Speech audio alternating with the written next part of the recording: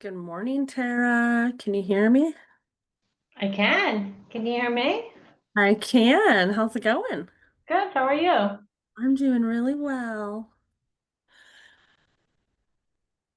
Good morning. Oh, Lisa hasn't logged. She's not quite in yet.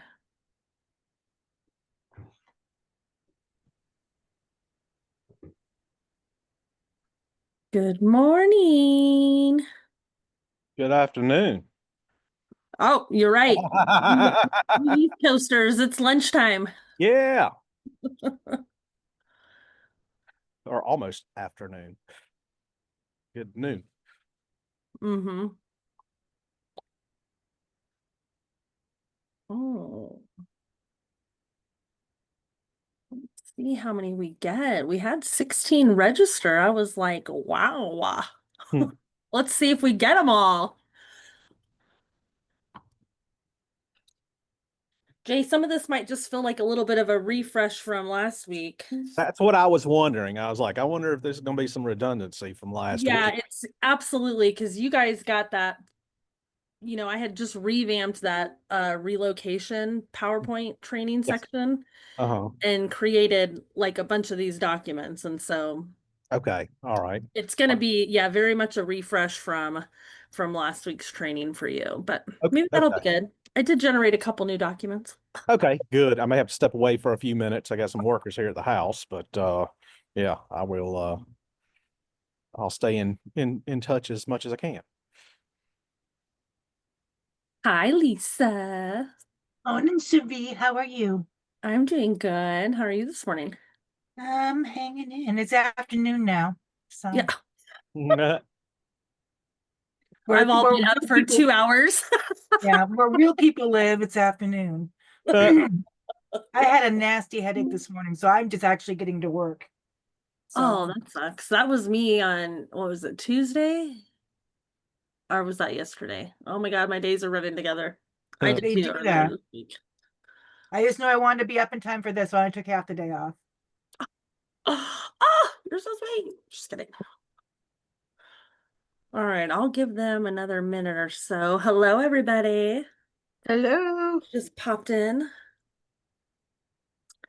Let's see. I think you're the only one in here from your class last week. Yeah, you are. Okay. All right. That's not bad. We got about half of you guys.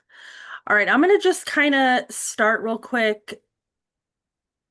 I know I haven't like officially announced or made it like official with one of our group calls since the Engage platform rolled out, but I just want to call out for all of you guys. Some of you are still fairly new and this has kind of went into effect. Some of you have been in the system for a few months and this hadn't been in effect when you came through. So you might not be aware of it yet. But when you guys first log into Fran Connect, it automatically now takes you into that Engage platform. No matter what page you had originally set up as like your home page, this is now the home page for you guys. And so when you scroll down a little bit, there's these categories, and this is where you can find sort of all of the regional coaches information that they've got going out, my information that I have going out in the onboarding, Dave's information that he's got going out for like brand new owners. Ray's got a section, CT Marketing has a section, CT Bids has a section. So this is where you guys can kind of come to just get all the most current information on what's happening within the network. But then if you click on like mine, for example, the onboarding section, it's going to bring you into this, sort of like call out, right? This is just going to be highlighting all the rookies that are, the top performing rookies and what categories they're top performing in. And then at the very bottom, it's going to just kind of call out some of the 5-star reviews that the rookies are getting as well. So you guys can see what's going on within your network to support or reach out. But then there's two subcategories over here. And so the first one is the group training schedule and sort of like Rise calendar. So this is where you guys can kind of see what I have going on for the month, right? I know I'm not the best at always sending an email out of like, I'm going to be traveling this week for, training workshop or These different field workshops. visits, but this is going to be where you guys can see what week is new owner training week. If I'm doing field visits, you'll be able to see that week that I'm doing field visits. If I'm taking PTO, you'll see that marked off on the calendar. If the home office is closed, you'll see that marked off on the calendar. And then you'll also start to see these new sessions that I sent that email out about the other day. If you scroll down here, this is where I will also be uploading all the recordings for those sessions, okay? But you can also find the recordings on the YouTube link, all right? So you can find them in a couple different places. So that's going to be this sort of, group training section. And then there's another section down here that's going to be just basically what's new with who. And this is just going to be highlighting some of you rookie owners and what's going on with you guys, who's doing what and whatnot. All right. So by the 15th of every month, all of these 3 categories should be fully updated with all the information, right? We got to wait a little bit until after sales reports are done with the 10th. And so we do a couple more days extra. So by the 15th of every month, all of this will be updated with, the most current stuff. The calendar will be updated by the 1st of every month, okay? Just so you guys can see that and know it's there. So come in here, check it out. Check out your regional coach as well, right? So don't just check out mine, check out whatever regional coach you guys are going to be working with later on, so you guys can see what's going on with them. They're putting out new things all the time as well. So to kind of keep yourselves connected with your region, but then also your rookie crew, that's the best way to kind of keep in touch with everything, right? If you guys are in the library and you are in the hub and you come into the library, there's these folders over here on the left side. So if you scroll down, I've created an onboarding and training materials folder. This is where you guys will find anything and everything that I have generated or updated. It's all here. So this is all fresh, rebranded, current, relevant training materials, okay? So kind of just get used to it, play around with it, and then ask me questions if you guys have any, okay? All right, so that's just kind of overhead that I wanted to just, some housekeeping I wanted to call out. Today we're going to talk about downsizing process. So how we are going to confidently, guide seniors through, possibly one of their biggest and definitely their last transitions in life, right? We're going to try to do this with empathy, some clarity, and I've supplied a few tools to kind of help you guys along the way, okay? So our focus is not just to be moving things for the clients, but more so moving lives, right? So safely, intentionally, and with dignity, right?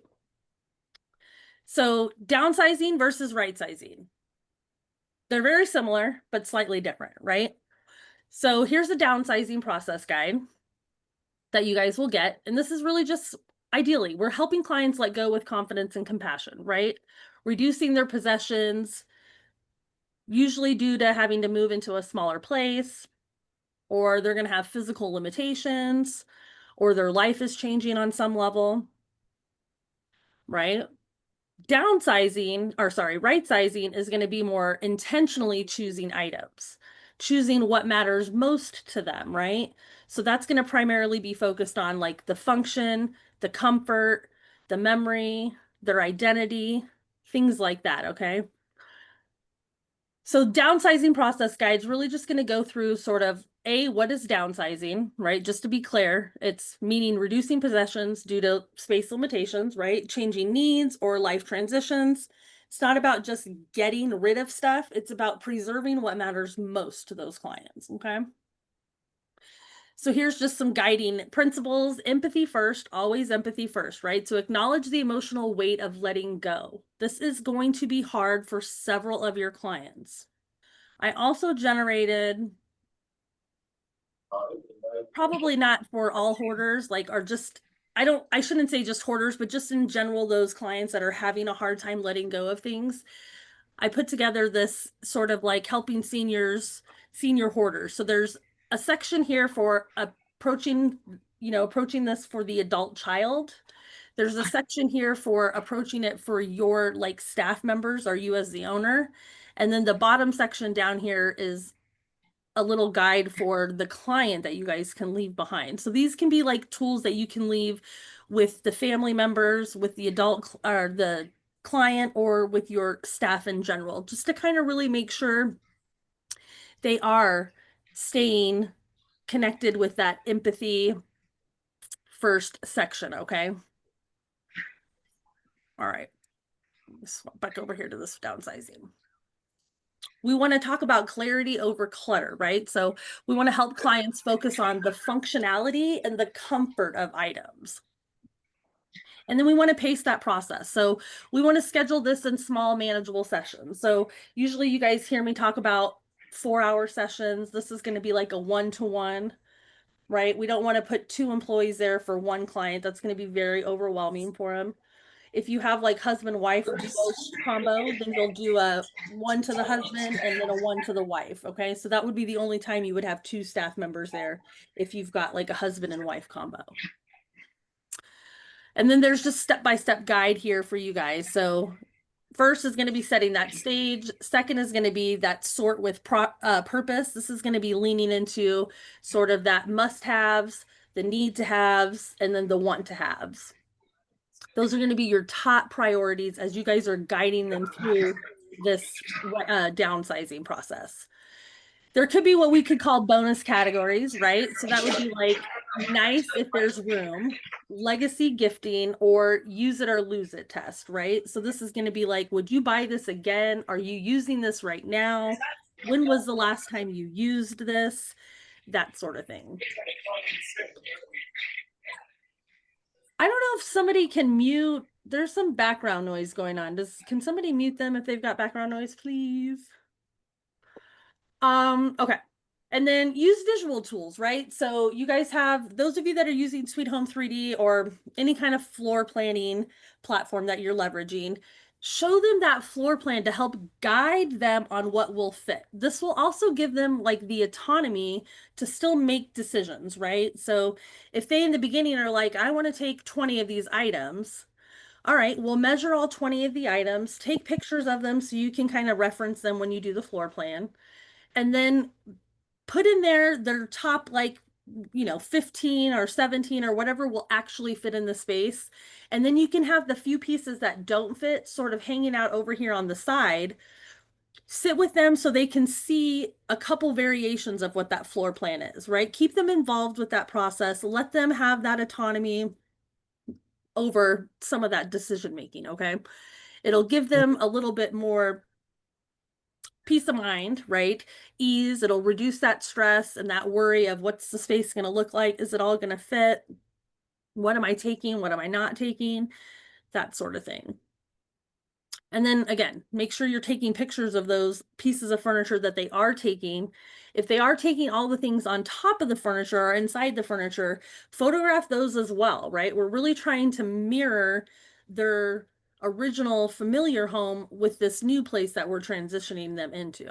Okay. And then coach with compassion. So that's going to be for your team members, but also for the clients as well. So use best of framing, right? Like, let's bring the best of your collection. All right. We can't take it all, but let's just take your favorite items, the best items. Maybe some of these collections, maybe it's not like tchotchkes, but maybe it's like crafting or sewing, or I don't know, maybe they play music or they've got a lot of books at their library or something like that. Sometimes your guys' senior communities that they're moving into, your activity directors, they need that sort of stuff, right? They need people to be donating things like that to the community to help support those activities that they're doing. That is probably the lowest funding section within the whole senior living community business. In a sense, they're the lowest funded, right? And so they need those donations. So maybe they can't take it and fit it in their apartment, but maybe there is another solution that you guys can tap into with the community to see if they can take any of that as like donations for the community. So ask the community those sorts of things when you guys are doing your tours and your walkthroughs. Make note of the things that the activity directors are doing, or just the different things that they have there on site at the community. Offer a decide later box, right? So we don't have to make all of our decisions today if it doesn't fit into this like must have, need to have, want to have, the nice if there's room, the legacy or gifting, you know, the use it or lose it. If it doesn't fit into any of those categories, just make a box for decide later. And then validate every decision, right? Letting go is super emotional. Keep reiterating that throughout the whole entire process for them. It's going to make them a little bit more comfortable with you and relax throughout this whole process. And then document and prepare. So again, photograph all those major pieces. You want to note for fragile or high value items, right? You want to note that to the staff that's packing those items. You want to note that to the movers that are moving these items, okay? Especially if these are like family heirlooms. They need to be hyper aware of those situations so they don't get broken in transition. Those are the things that are going to be hard to replace because they have an emotional value that we can't sort of monetarily, you know, refund them back. Okay. So make sure we're documenting and we're preparing everybody in that process for those things. And then share updates with the family and or the receiving team, whether it's going out of state, whether it's going to different team members that are catching it at the community, or the client in general themselves as well. So our final goal for downsizing is really to downsize lifestyle that supports their safety, their comfort, and their identity, okay? Trying not to overwhelm them as much as we can. And just kind of reminding them downsizing is not a loss. It's a thoughtful transition, right? Or transformation. So try to keep that positive moving forward with them and just try not to let them loom and doom on what they cannot take. Okay. Any questions on your guys's downsizing process? We're all feeling pretty good about that one. Okay. All right. Now we're going to talk about right sizing. So right sizing is just slightly different. Okay. This is going to be more intentionally choosing belongings that supports a client's current lifestyle, right? So again, their comfort and their emotional well-being. So it's not about reducing, it's about refining. All right. So the goal is to bring what truly matters into that next chapter for them. So guiding principles here are going to be focused on that function, right? So will the item serve a daily or essential purpose? Honor that emotional value, okay? Sometimes items hold stories. Let them tell you these stories, okay? But also at the same time, keep them on track and focused. You don't want to flat out just say, hey, time is money. You don't want to be telling me all these stories 10 times. You don't want to approach it like that. But just try to, if they get a little derailed with the storytelling, try to keep them on track and focused on the process at hand, okay? Because that really can start to take you down some rabbit holes very quickly, okay? And I get it. We don't want to be rude and we want to entertain it. But at the same time, we want to be conscious of their budget and the time that and the money that they're spending with all the time that they're working with you one-on-one. Design with comfort in mind, right? So preserve their routines and their preferences. So I feel like we underutilize this so much in our moving senior relocation process, right? So in that like consultation realm, you know, if you guys are using the Lisa Malvi approach where you're taking your notes, you're going home, you're doing your homework, you're creating that timeline, this is something you really do want to hone in on. What is their process right now? What is the routines? How are they doing things? How do they like that kitchen setup? Is there a reason why the coffee mugs are here versus over here and why the silverware's here versus over here? Ask them things like that. Try to make it make sense for them, right? So what we don't want to do is right size them like we would right size ourselves, right? Or reorganize them like we would organize ourselves. We need to be asking them these questions in a sense of how things make sense to them, how they're processing things in their mind. So when they do get through that transition process and they're in the day one living and they're in their new place, it is as familiar as possible. And it's not your way of thinking, but it's their way of thinking. Okay. You want to prioritize that identity. So again, choosing items that reflect who the client is today, not who the client is 10 years ago or who the client was 20 or 30, 40 years ago, but who they are today and what it is that they're using currently today. That step-by-step process is going to look more like starting with that conversation, right? So ask these open-ended questions. What feels most important to take? Understand, again, the client's daily routines, their hobbies, those comfort items. Why? Understand the meaning behind it. When you understand their why, then you become intentional. Okay? If you don't know their why, it's very hard to be intentional. Use the tiered labeling system, okay?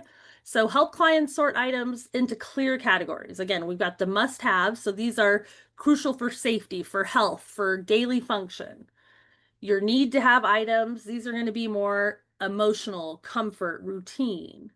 And then your want to haves, these are going to be those sentimental, those hobby related or decorative pieces. All right. You want to visualize that new space, again, leveraging that floor plan, but then taking it a step above.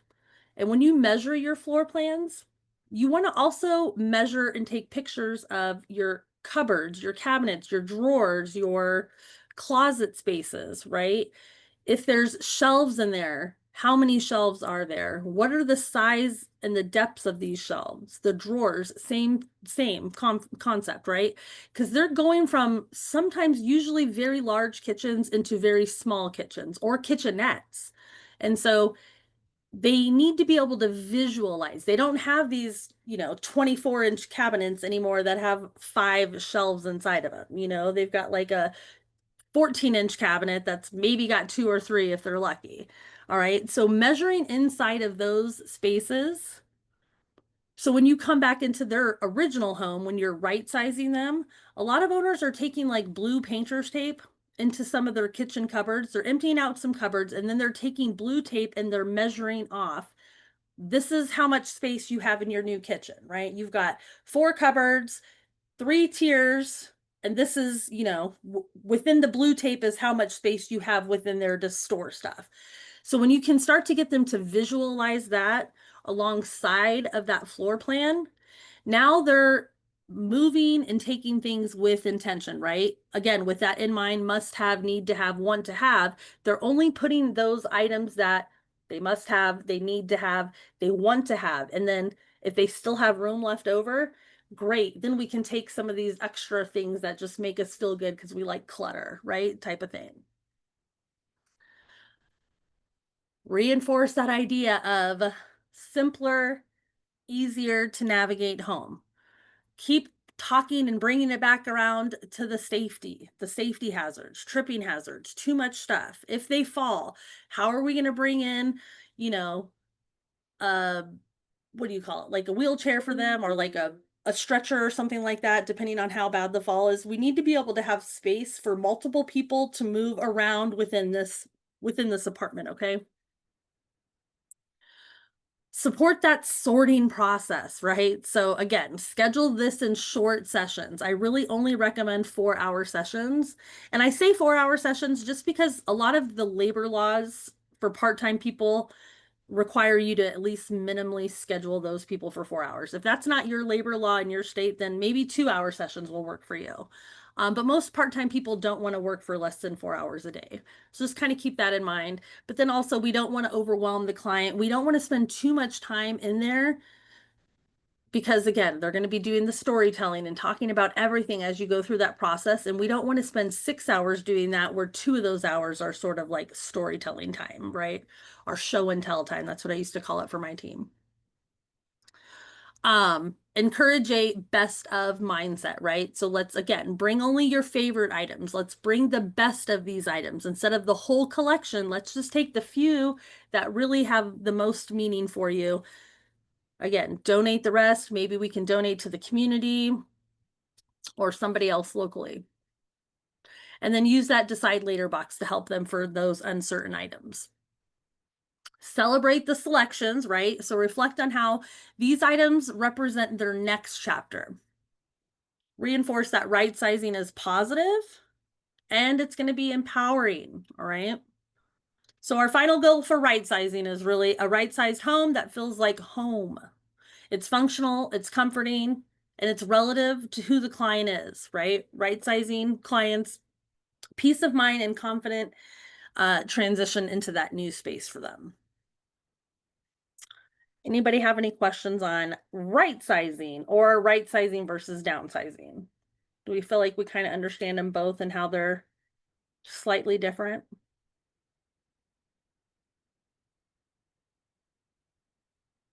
All right. Sounds good. So for all of you guys that like to print things at home, I generated some labels for you guys. So I downloaded these on Avery. So Avery templates. So if you guys go into Word and you go into your label templates, you just need to select this same size template, and I can send you the actual measurements of this template. But once you do that, then you can print these labels from home. It's really just the cost of the ink and the cost of the labels. For us in Tucson, we always bought our labels in bulk at planetlabel.com, and you can buy them in packs of like 1,000 or 2,000 in blank sheets, right? And so then you can just print these off at home. Again, they're branded. They've got your employee initials. I think this is highly critical, and it's again, I feel like it's underutilized in our network. When I worked for the moving company that I worked for before I worked with Sherry, it was essential. We had to put our initials on every box that we packed, more so for if there's any damages in that box on the next end. My employer or whoever was catching it on that other end, they needed to be able to let me know or my employer know what was broken and damaged and who did it, right? So who's kind of responsible, who needs that feedback, that training again in the future. So I think it's highly critical to have those employees' initials on there.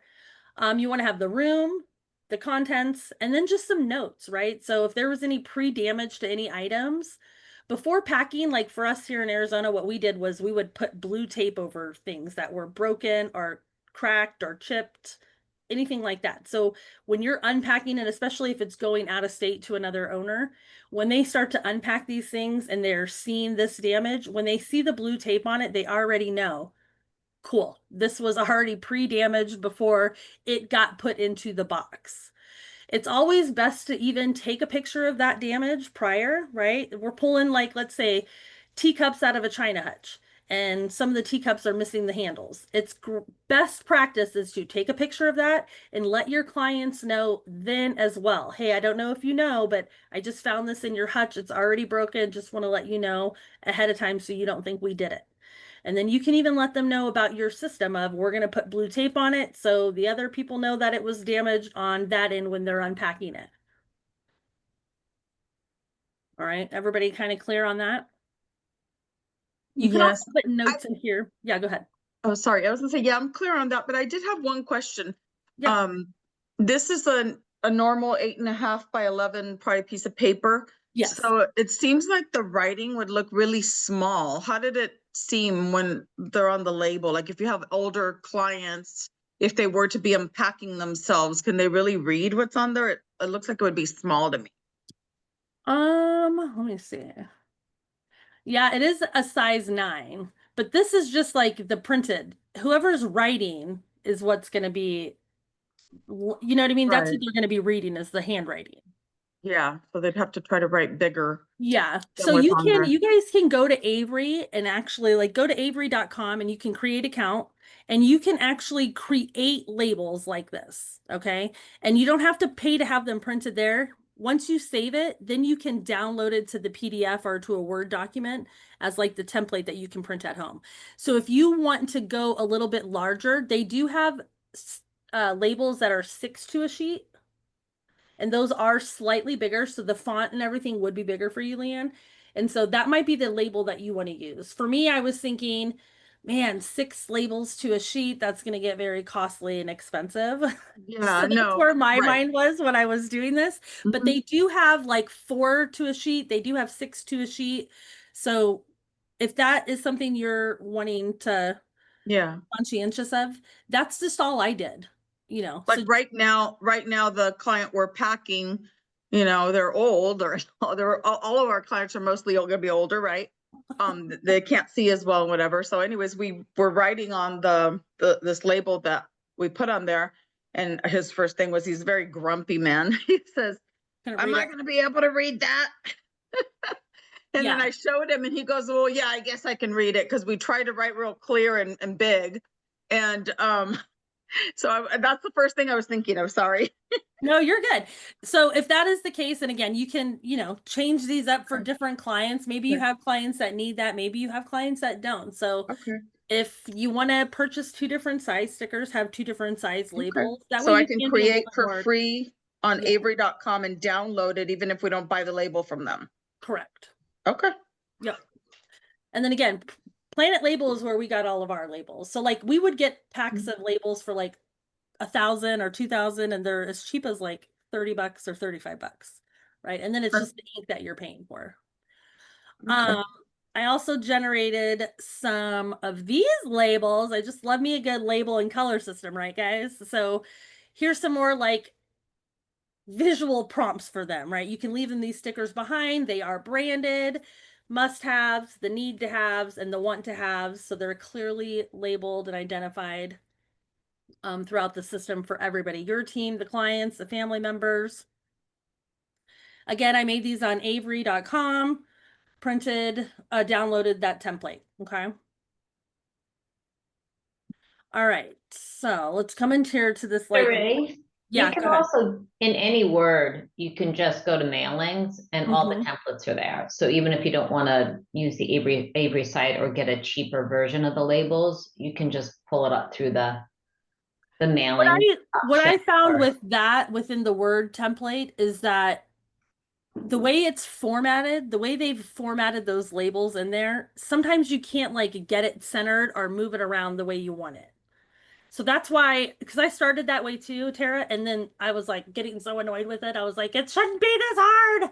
So then I was like, let me just go to Avery and see if I can do it. Um, so Well, good that's to why I know ended up that's using, easier. yeah, that's what I found. But if, I really just also don't have a lot of patience when it comes to like computer stuff sometimes. So when it's not happening for me really quick, I'm like, I gotta find another solution. So, so that's why I ended up going to Avery. And it's actually really simple. And I'm happy to share my like Avery password and login so you guys can just like go there to see where I've already started doing it. Um, Here's a downsizing and right sizing space planning sort of checklist for you guys. Okay. So you're going to just use this guide as a support to support conversations with your clients and or your team members during this transition process. So it could be used as a training tool for your staff, but then also a training tool for your clients. So again, it's about that intentional choosing what to take based on, again, the need, the function, the comfort, and that emotional value. This is going to help the clients prioritize what matters most and reduce that overwhelm during this whole transitional process. All right. So you can use it during the consultations. You can use it during sorting days. When families are doing planning meetings, you can leave it behind as sort of like a guide and a tool for them. Essentially, it's just calling out what these tricolors are. So again, the must-haves are going to be the non-negotiable items, right? Life-dependent items. So medication and medical equipment. Again, you guys should never be taking their medications. Always encourage them to take their medications with them, never leave them behind. But those are going to always fall into that must-have category. Legal and financial documents, assistive devices like your walker, your hearing aid, your glasses, Daily use items, right? Your clothing, your toiletries, your bed, your glasses, the phone, the charger. If they're computer savvy, their computer. The need to haves are going to be more of that essential to comfort, routine, emotional security, right? So without them, you may feel anxious. So that favorite chair, the coffee maker, the tea kettle, the television, the remote, the clock, those kitchen essentials. Hopefully it's not the KitchenAid mixer. Toiletries, caddies, favorite blanket or sweater, that sort of stuff is going to be that more like need to have basis. And then the want to haves are going to be that personal touch, right? That's going to make the space more feel like them. It's going to be probably more personalized, intimate, if there's room. So it's going to be for all those hobby materials, small decor, collectibles, seasonal decorations, framed photos for art, extra linens, shoes, bags. What else we got over here? All right, so that's about all that's going to go into that like want to have section. For framed art and photos, if you guys are seeing a lot of like pictures laying around, a lot of them in frames, and you just don't have the space to hang them all up, sometimes it's kind of a nice little extra little thing you guys can do for them, and ask them if they want these pictures to be digitalized, right?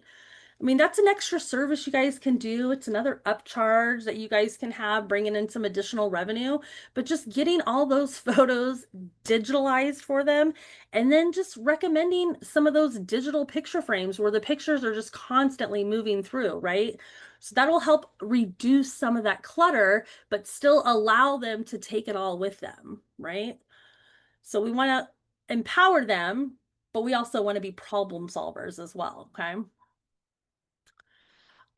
So here's another guide. So use these additional decision-making categories with the clients, right? So these are the nice to have if there's room. Here's that use it or lose it, right? So if they think they want it but haven't used it in quite some time, craft supplies, backup kitchenware, books, etc., ask them, would you buy this again? If the answer is no, then don't take it. If the answer is yes, maybe put it in this decide to have later box, right?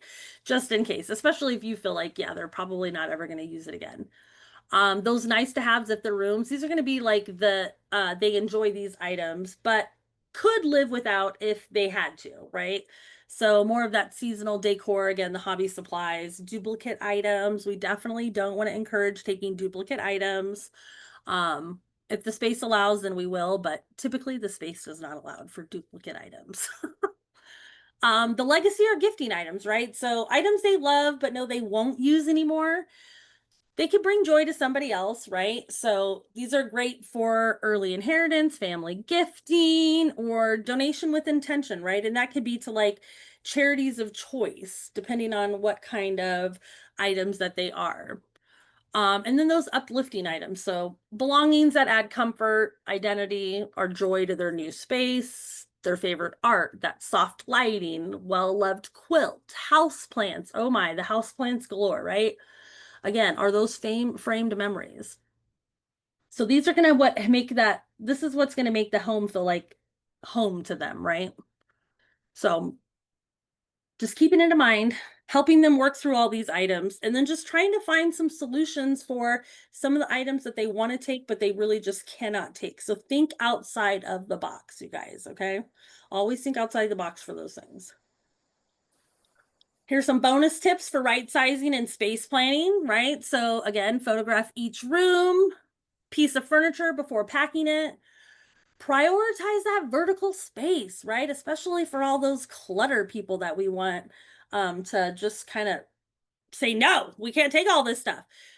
Think outside the box, right? How can we really leverage the space to its full capacity? Well, we can go up.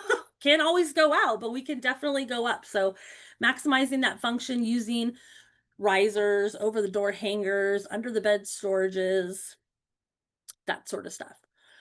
Respect those energy windows, right? So again, in that consultation process, ask them like when they are the most active throughout the day. If it's in the afternoon, then schedule those one-on-ones in the afternoon. If it's in the morning, then schedule them in the morning. But prioritize them versus prioritizing you, okay? And then emphasize that best of framing. So again, say, let's take the best of that collection instead of focusing on limits, right? We don't want to be the Debbie Downer of the situation. We want to be the positive one. So always just empowering choices are going to be better than saying, no, you can't take this. No, you can't take this. Okay. So again, let's reiterate that to let's just choose the best of your collection. And then validate and pause. So give clients the option to set things aside for that decide later box. And then make this a pressure-free sorting zone, okay? Right here in this whole process, we really want to be building trust with the clients. That is our main focus and our main priority, okay? Any questions on your right sizing versus downsizing and anything we've talked about so far? Okay. All right, so let's see, what else have I got through? All right. So here's another guide just for some day one living setup, right? So again, we can leave this behind for the client or the family if you need to, just to kind of help understand and explain what this day one living is, maybe even the senior living communities as you guys are trying to partner with them. But again, just letting them know, what is day one living? We're really just trying to create that comfortable, functional, and familiar first day in this home, right? So day one living is ensuring that the client walks into that new home and it's immediately functional, it's safe, it's emotional supportive. It's all about more than just unpacking, right? And this is where you guys have to come in and really sell the value of this in your consultations, because that's not what it is. You're right. Anybody can come in and unpack. You're absolutely right. Your kids can come in and pack you and unpack you. But are they going to unpack you intentionally? Are they going to pack you intentionally? Probably not. Are they going to be leading with empathy and emotion first? Are they going to respect your decision making? Are they going to give you autonomy over some of these decisions that you're making? Probably not. Hiring us to do that? Yeah, we are. We're only going to be focusing on that. So it's not about, it's more than just unpacking, right? It's about setting the tone for comfort and for peace of mind from that first moment they walk in the door. All right. And this is why it's so important, you guys. Get them to sign off on a, not so much a video testimonial, which is great, but getting their approval to record their reaction when they walk into the apartment for the first time. That is liquid gold for you guys when it comes to content creation. But it's also going to be really good for them, so you can send that back to them later, right? Look at how you were when you first walked into this apartment. The goal here for day one living, the client should be able to eat, sleep, bathe, and relax without delay when they move in. And hopefully they're coming in at about 6 p.m. on moving day. Hopefully, remember, we all talk about getting out of these senior living communities before their freak offs start happening, right? Now that P. Diddy is in court. You want to start having a pack box, right? This is going to be like your day one pack box. This is that open first day one living box. Now, this might not get packed on packing day one, but at least having these boxes set up, ready to go, and knowing the items that are going in there, okay? But this is going to be those things like your bedding, your pillows, toiletries, hygiene essentials, maybe clothing for the first couple of days, coffee maker, favorite mug, phone, charger, computer, favorite book, favorite lamp that's going with that book, those comfort items, small picture frames for keepsake memories, if they have anything like that on like their nightstands or anything like that.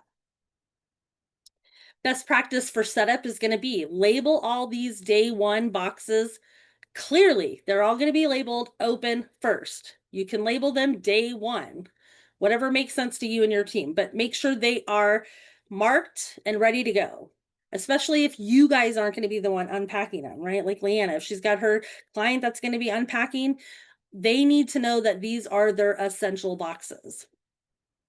Recreate those visual cues from their previous home, right? That's where we're going to take those pictures that we took before we started packing, and we're going to try to mirror those, that same setup, right? especially for your memory care clients, this is going to be very, very crucial. All right. That transition process, if it's not familiar to them, that's when they start to have their outbreaks, right? That's when it starts to get really hard for them in that transition process. So just referencing those as best you can, trying to, again, understand how they use their space so you can intentionally mimic that on that back end. Prioritize unpacking the bedroom, the bathroom, the kitchen essentials first.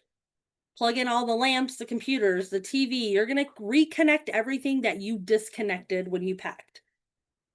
And then, just a nice little extra touch. Consider leaving a welcome treat or a note for that emotional comfort. So years and years ago, I don't even know who this was, and I was so obsessed with this idea. Somebody mentioned it at conference when I was like still working with Sherry Gillette. But what they did was they took a picture of the client's home from across the street, and then they had they were using Canva, I think is what it was, but they created that picture of their home as like a blank card. And then in Canva, you can have all of your team sign, right? And then maybe like leave some sort of like generic, transitioning quote or note or something or whatever, right? But that way now this card is personalized and they have this like memento of their original home. You can put it in a card, you can frame it. I just thought it was a really nice, sweet touch, and it was very personalized from their team. And it was something I always wanted to do, but just never had the time for, what we were going on. But things like that, right? Just what's going to set you apart from everybody else? What's going to make the senior community notice you versus these other vendors that they're using, right? Just kind of keep that in mind. You definitely don't want like a welcoming basket because a lot of the time the communities are doing that. So again, think like outside of the box. Who was it? Alyssa Angoli. When I was working with her, she had this cute idea of doing like a a lot of these seniors want to like show off their apartment and kind of, introduce themselves with the splash. So she was like, I want to have a oh my God, like a move-in party, like a, what do you call that? Yeah, like a move-in party essentially, where they can invite like 5, 6, 7 of their friends or people in the senior community to come over. She would buy them like a fruit platter, veggie platter, just some snacks and, some light drinks or whatnot. And that's what she was doing. She was giving them this like sort of, move-in party after she moved them in. And I just thought that was kind of a really cool, neat, unique touch that not anybody and everybody was doing. So again, think outside the box, you guys. How can you leave an impression and a lasting impression at that? Okay, so that's a day one living setup guide. Then I have sort of workflows. So this is going to be like best practices for your team and sort of like a training guide for your team. Okay. So what's the purpose of day one packing? So this is really just the start of that physical move. Okay. So moving should happen in 2 parts, right? All of your downsizing and right sizing, that's happening before the move and the pack ever starts, right? So depending on their ability, cognitive issues, physical issues, that's going to depend on how long that right size downsize takes, right? But the packing and the moving, the unpacking, the resettling, day one living, all of that really should happen in a 2-day period. Okay. So day one is your pack day. All right. Again, we're not just packing boxes. We're setting the foundation for a smooth transition into that day one living. It should feel organized to the client. It should feel respected and reassure them, right? The clients are typically there on site with you guys for day one, for the pack day. Unless they've got family and things to do and a place to go, they 100% usually are there on pack day. What you need to prepare before you guys arrive to the project, okay? Making sure you have that floor plan printed out. Making sure you have the right amount of packing materials, okay? What you don't want to have to do is send somebody in the middle of the unpack, resettle, or the packing to go and have to purchase more boxes of materials. Okay. So take more. That way you don't have to leave, because it's hard. It's costly too. It's going to cost you a lot of time if that has to happen. And then making sure you have those pre-pack photos, whether you're printing them out for your team or you have like a Google Drive that the whole team has access to, where they can access this client's folder of pictures. Okay. However that looks for you guys. The workflow for day one, right? We're going to start with that orientation. So review the plan with the client or the family and your team, right? So today we'll pack by room, starting with the least used items.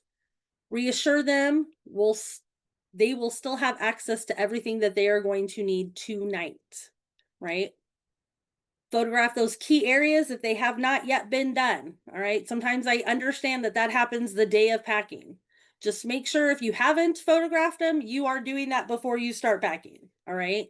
So bedside tables, TV setup, dresser setup, kitchen cabinets. This will all help streamline that resettle process, okay?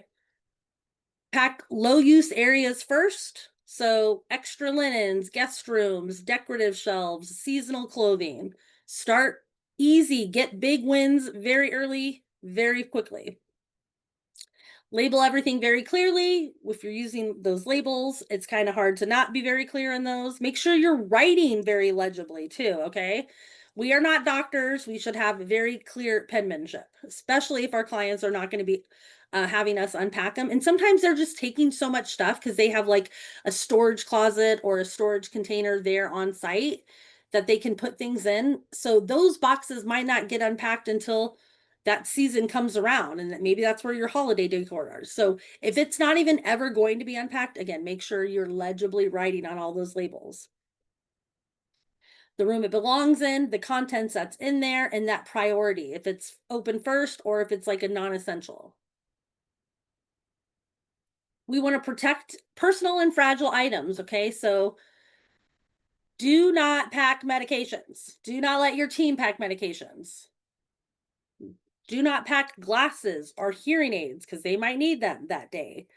Jewelry, I really always encourage you guys to give the jewelry to the team lead, or give it to the client or the family member involved. But you do not want that jewelry being accessible to the whole entire team. Phone chargers, computers, those are things that we want to make sure we're protecting when we're packing. Using bubble wrap, definitely paper, but for these like more valuable emotional items, right? The keepsakes, the glassware, the art, the photo frames. Again, prepare those day one living boxes. You might not pack them then, but at least they're ready to go with what's going to be going in there, knowing what these items are. So again, these are going to be these items that they need for the end of day one, right? So when you guys are all said and done at like 3 o'clock in the afternoon, they still have these items until the next morning that they can use. And then before you guys leave, end with a check-in with that client, okay? So walk through, and this isn't going to be the whole team. This is going to be the team lead that's there. That team lead's going to walk through what's packed, what's left to be packed, and then ask that client, is there anything else you'd like to keep out tonight?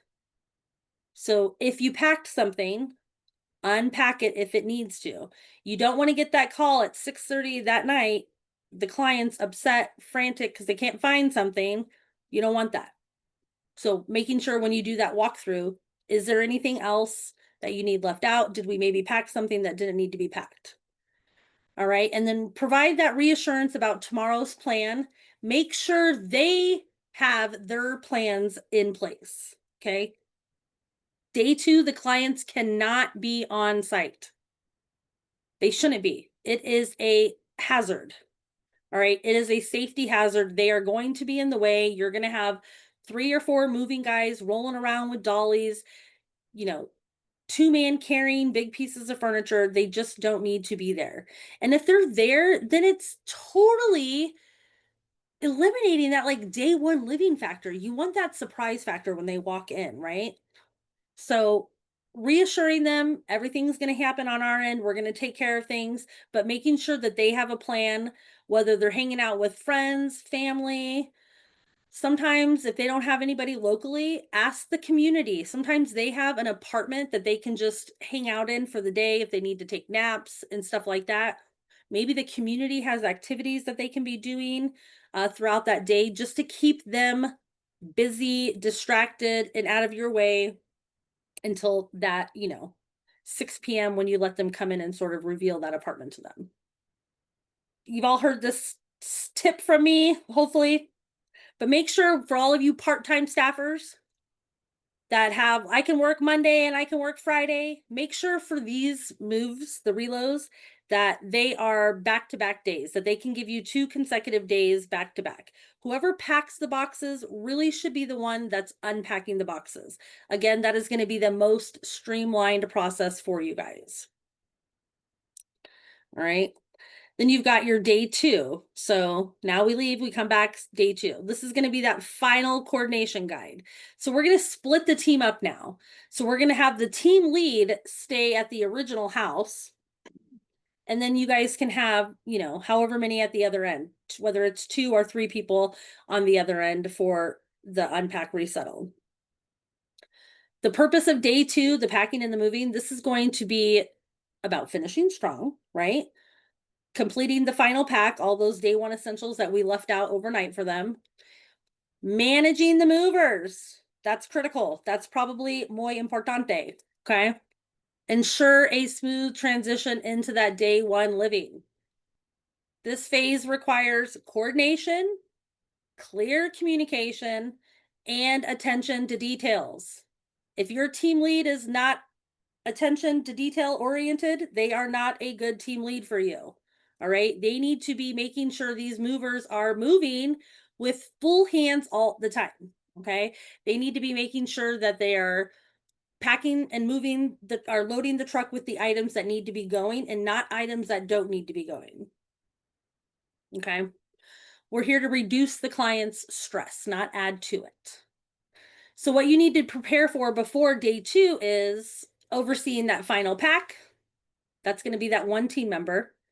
Coordinating directly with the movers, making sure, confirming they're showing up tomorrow with X amount of people and they've got all the supplies that they're going to need. So if the movers are bringing your wardrobe boxes, because sometimes that happens, making sure they know and understand how many wardrobe boxes you're going to need. Confirm those open first boxes are labeled and they are loaded last. If you guys are not able to take any of the small boxes of kitchen, bathroom, or closets over ahead of time, okay? So for those of you who were lucky enough to have me in training workshop week with you, I usually talk about how if you've got some team players, if you've got a truck, an SUV, or you've got staff that maybe have a small SUV or a truck and they're willing to play ball here, okay? We're going against workman's comp, okay? People are going to be moving some boxes. So if you're afraid of workman's comp, somebody getting injured and it's not covered, then don't do this. This is not the solution for you, okay? But typically the movers don't start until 8 or 9 in the morning. By the time they do your walkthrough with you and they start loading after they've wrapped everything and padded everything, it's about lunchtime when they show up to start unloading at the senior community, okay? So that really is only giving you guys from 12 to like 5 or 6 p.m. to get this unpack and resettle done. So I always encourage, if you can, taking over the kitchen boxes, the bathroom boxes, the closet boxes with those, 2 or 3 team members that you're scheduling on the unpack resettle end. That way they can show up there at 9 o'clock in the morning and start unpacking these items. So they're getting a little ahead of the game. But if you don't have a truck or an SUV and you have people that are not willing to sort of like play ball with you and, take it for the team and chip in and do things like this is not going to be a solution for you. If this is the case, then you really do have to make sure that these movers load those day 1 living essential boxes, the open first boxes last. Otherwise, they're going to load them first. They always want to load boxes first and then they want to load the furniture. All right. So making sure those are loaded last so they come off first. So again, those people can start unpacking and resettling those items while they're fiddling around with the furniture, getting it unwrapped, getting it put back together and placed into the apartment where it's going to go. All right. Workflow for that is going to be, again, start with that final pack review, walk through the home with the client before they leave for the day. Confirm they have their medication and the valuable jewelry with them, that they are not packed. Your final pack essentials, those are getting packed by that team lead that's still left at the original house. Okay. Manage your movers and that load strategy. Again, load last those open first boxes. Provide movers with the floor plan and provide them with more than one floor plan. Okay. I swear we used to have to give the guys 5 or 6 floor plans. Like we put one on the back of the truck so they could see it when they were coming out of the truck. Then we put it on the front door and then every bedroom door that they had at the apartment. Right. Because, you know, they're like goldfish. They just forget things like in 3 seconds. So just have that reference anywhere and everywhere and make sure those movers know and understand. When they bring this piece of furniture in, it gets placed exactly where it's supposed to be according to the floor plan. And they unwrap it, take the plastic off, take the padding off, whatever they're doing before they walk out of the apartment to get the next item. Okay. Because we can't be waiting for them to unpack or unwrap everything and put everything back together before we are able to start unpacking items back onto these surfaces. Okay. Again, recreate those visual cues as much as you can for your clients using those pre-pack photos, displaying 1 or 2 sentimental items immediately so they can see them when they walk in at that 6 o'clock deadline. Place key items in expected locations, right? So where they have the remote, if it's on the right coffee table or side table in the living room, then make sure it's living on the right side table in the living room when they walk in that apartment. All right. And then that final walkthrough with the client when they come in at like 6 o'clock p.m. Walk them through that new space, show them where everything is, ask for feedback, make any small adjustments that are necessary that night. And then we always offered a free 1-hour follow-up, whether it was a couple days later or the following week. Typically, that's when we were coming in and hanging the artwork, but then also making any small adjustments that were needed then as well. Your unpacking priority zones are going to be, again, the bedroom, the bathroom, your kitchen essentials. Okay. Pro tips here, focus on resettling on comfort, not perfection. Avoid half open boxes. Fully setting up each room before moving to the next. Mirror routines and memory triggers, especially for these memory care clients that you are working with. Consider leaving a framed photo, flower, welcome, thank you, sort of emotional comfort gift behind. And then offer that. It doesn't have to be free, but offer a follow-up consultation a couple of days later, the following week. So you can hang artwork, move anything around that's necessary. And that, my friends, is about it for time. If we had more time, I was going to go over like relocation, like, from the internet works. So from you to like an out-of-state owner, but I'll put that on my next session for next month that we can follow up. Cause that is kind of a session all on its own, that I really want to bring in. And I think I might bring in some, I think I might bring in some 10-year owners on this one, maybe Sherry Gillette and maybe Charlene Blanton. They are probably our 2 most, I'll say, highly critical catchers in a sense of what they're catching and how they're wanting it, what that expectation is. Charlene presented at conference 2 years ago on this very topic. So it's Right, you just tell them if they ask, which they might, it's for a client, they have a Tacoma address. Say that again, Carrie? Carrie, what did you say? Say that again. I'm sorry, Sheree, I thought my microphone was off. I okay. apologize. I was like, it sounded important. What about the address? It was not critical. important. Okay. I also have in here, so these are Charlene Blanton's tools that she uses, especially in these long distance moves. So it's her move details template. Here's a move timeline template. It switches. I mean, Here's your hopefully I loadout can show inventory this. template. It switches when I put my when it goes on.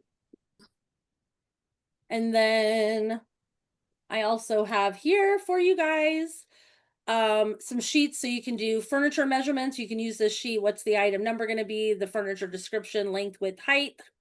And then the furniture inventory sheet. I'm going to tell you, Sherry Gillette got a nasty, or she sent a nasty gram, email to an owner recently that she caught a move from. And this was one of the things that she was kind of complaining about was they didn't get any floor plans created, and they only got furniture measurements for a couch. Okay. So this is very critical. All right.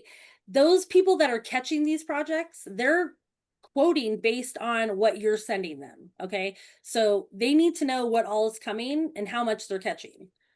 And then here's a box inventory sheet.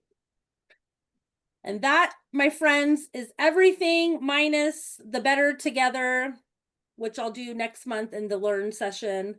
And I'll try to rope in Charlene Blayton and Sherry Gillette just to kind of let you guys hear for some tenure owners and what their expectations are in a sense of catching or sending. I'm only 5 minutes over. That's good for me considering.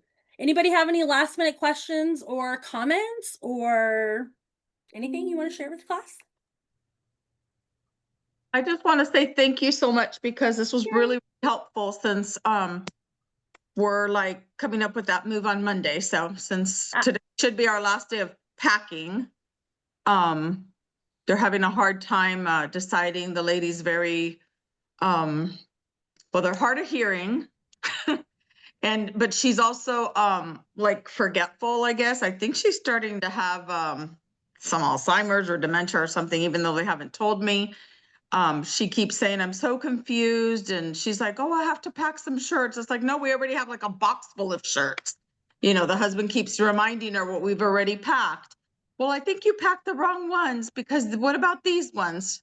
So I don't know. It's helpful for, hopefully I'm still trying to convince them to let me unpack for them because they're very overwhelmed and stressed. And I think it would help them to be able to walk in and see it all put away. Yeah, and just remember what we were talking about the other day. I'm going to reiterate it just because it's important for everybody else. But when you guys can't close on that, like unpack, resettle, because they just want to do it, the family wants to do it. What I was telling Leanne the other day was check in with them every couple of days, right? Just check in and say, how are you doing? How's it coming? What's the progress? Are you feeling stressed? Are you feeling overwhelmed? Do you need some help, right? Just because they don't want to do it then when they're signing the contract doesn't mean that you can't get them later on in the back end, right? So just check in with them every couple of days. And then if they are unpacking themselves, let them know, call me when you're ready for me to come get these supplies. I will come remove these supplies, A, because you guys want them back, right? Duh, it's free material. But B, it again, it's just giving you that touch point, that additional touch point with them. Yeah. Yeah, he actually told me before I asked. He says, "Are you guys going to come pick up these boxes?" I said, "I'd love to." I said if once you're unpacked, I said if you want me to come, I would love to because I could reuse them. So he brought it up before I even had to ask because he was already thinking, what am I going to do with all these boxes? Yeah, it's a lot. It's a lot of work. So just touch back with them as much as you can, check in, because you know, it's a low pressure situation, but it's also just, hey, I'm here for you. We're here to help you. This is why we do what we do. Being able to see them walk in and feel good about it, kind of like that feeling. Like I've watched some of the videos that you guys have shown during training of families coming in, and it just feels so cool, so rewarding. Well, as you do this one, your first one where you can get that like unpack, resettle, that's where these recordings of them walking through and experiencing that's where those are going to come in as very good closing selling points for you guys, right? If you have a client that doesn't want to hire you for that service, maybe send them a video or two, a clip that's showing what that really feels like. That might be all that they need to see is that client's reaction and how that feels to walk into it. Maybe they just can't picture it in their head and visualize really what that experience is going to be like until they see somebody else experience it. Or a client testimonial that they're visually seeing the senior talk about how you eliminated the stress, you took away all the worry, and it was just relaxing coming in that first night, being able to just climb right into your bed. Yeah. All right. Okay. Well, awesome. You guys were great showing up. We had all 19 of us. So besides Lisa and I, everybody who registered showed up. You guys all get gold stars. Good job. Thank you. All right. And everybody remembers the Engage platform. Check that out for the calendar so you guys can see what's coming up, what we're going to be talking about. If you guys have a topic you want me to talk about, shoot that to me in an email or probably a text. And I'll try to start working that in as we move through some of these sessions. Thank you guys. Have a good Thursday. Talk to you later. Thanks, Cherie. You're Good job. welcome. Thank you.